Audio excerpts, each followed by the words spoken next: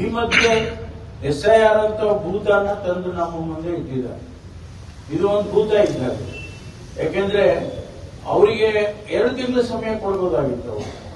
Election commission ಅವರು ಕೂಡ ನಿಧಾನಕ್ಕೆ ಮಾಡಿ, ಅಂದ್ರೆ ಕ್ವಾಲಿಟೇಟಿವ್ ವರ್ಕ್ ಅನ್ನ ಮಾಡಿ ಕೊಡಬಹುದಾಗಿತ್ತು. ಆದ್ರೆ ಅವ್ರಿಗೇನು ಕಾರಣ ಇತ್ತು ಗೊತ್ತಿಲ್ಲ.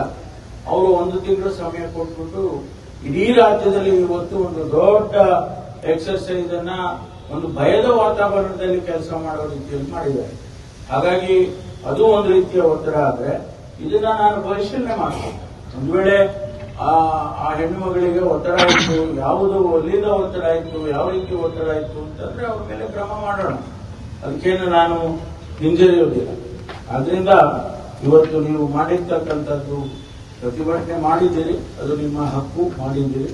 ಅದರ ಬಗ್ಗೆ ನಾನೇನು ಹೇಳೋದಕ್ಕೆ ಹೋಗೋದಿಲ್ಲ. ನಾನು ನಿಮ್ಮ ಸಮಸ್ಯೆಗಳಿಗೆ ನಿಮ್ಮ ಜೊತೆಯಲ್ಲಿ ಇರ್ತೇನೆ ಅಂತ ಅಷ್ಟೇ ಹೇಳ್ತೇನೆ. ಆಮೇಲೆ ಅವರ ಕುಟುಂಬದವರಿಗೆ ಈಗಾಗಲೇ ಇನ್ಶೂರೆನ್ಸ್ 1 ಕೋಟಿ ರೂಪಾಯಿ 15 ದಿವಸದೊಳಗಾಗಿ ಬರುತ್ತೆ. ಅದು ಅದರ ಜೊತೆಯಲ್ಲಿ ಎಲೆಕ್ಷನ್ ಕಮಿಷನ್ ಇಂದ 30 ಲಕ್ಷ ರೂಪಾಯಿ ಕೊಡೋದಕ್ಕೆ ಅದನ್ನು ಕೂಡ ಈಗಾಗಲೇ ರೆಕಮೆಂಡ್ ಮಾಡಿದ್ದಾರೆ, DC ಅವರೆಲ್ಲ ಮಾಡಿದ್ದಾರೆ.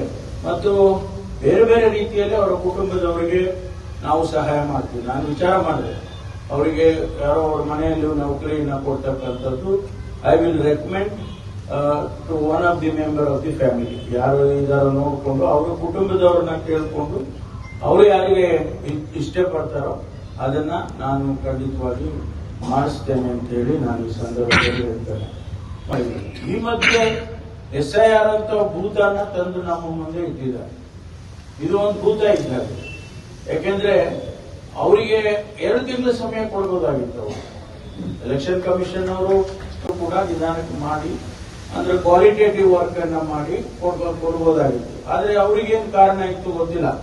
ಅವರು 1 ತಿಂಗಳ ಸಮಯ ಕೊಟ್ಬಿಟ್ಟು ಇಡೀ ರಾಜ್ಯದಲ್ಲಿ ಇವತ್ತು ಒಂದು ದೊಡ್ಡ ಎಕ್ಸರ್ಸೈಸ್ ಅನ್ನ ಒಂದು ಭಯದ ವಾತಾವರಣದಲ್ಲಿ ಕೆಲಸ ಮಾಡೋ ರೀತಿಯಲ್ಲಿ ಮಾಡಿದ್ದಾರೆ.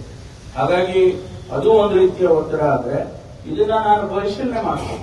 ಒಂದು ವೇಳೆ ಆ ಹೆಣ್ಣು ಮಗಳಿಗೆ ಒತ್ತಡ ಇತ್ತು, ಯಾವುದು ಅಲ್ಲಿಂದ ಒತ್ತಡ ಇತ್ತು, ಯಾವ ರೀತಿ ಒತ್ತಡ ಇತ್ತು ಅಂತಂದ್ರೆ ಅವ್ರ ಮೇಲೆ ಕ್ರಮ ಮಾಡೋಣ. ಅದಕ್ಕೇನು ನಾನು ಹಿಂಜರಿಯೋದಿಲ್ಲ. ಆದ್ರಿಂದ ಇವತ್ತು ನೀವು ಮಾಡಿರ್ತಕ್ಕಂಥದ್ದು ಪ್ರತಿಭಟನೆ ಮಾಡಿದ್ದೀರಿ, ಅದು ನಿಮ್ಮ ಹಕ್ಕು, ಮಾಡಿದ್ದೀರಿ. ಅದರ ಬಗ್ಗೆ ನಾನೇನು ಹೇಳೋದಕ್ಕೆ ಹೋಗೋದಿಲ್ಲ. ನಾನು ನಿಮ್ಮ ಸಮಸ್ಯೆಗಳಿಗೆ ನಿಮ್ಮ ಜೊತೆಯಲ್ಲಿ ಇರ್ತೇನೆ ಅಂತ ಅಷ್ಟೇ ಹೇಳ್ತೇನೆ. ಆಮೇಲೆ ಅವರ ಕುಟುಂಬದವರಿಗೆ ಈಗಾಗಲೇ ಇನ್ಶೂರೆನ್ಸ್ 1 ಕೋಟಿ ರೂಪಾಯಿ 15 ದಿವಸದೊಳಗಾಗಿ ಬರುತ್ತೆ. ಅದು ಅದರ ಜೊತೆಯಲ್ಲಿ ಎಲೆಕ್ಷನ್ ಕಮಿಷನ್ ಇಂದ 30 ಲಕ್ಷ ರೂಪಾಯಿ ಕೊಡೋದಕ್ಕೆ ಅದನ್ನು ಕೂಡ ಈಗಾಗಲೇ ರೆಕಮೆಂಡ್ ಮಾಡಿದ್ದಾರೆ, DC ಅವರೆಲ್ಲ ಮಾಡಿದ್ದಾರೆ.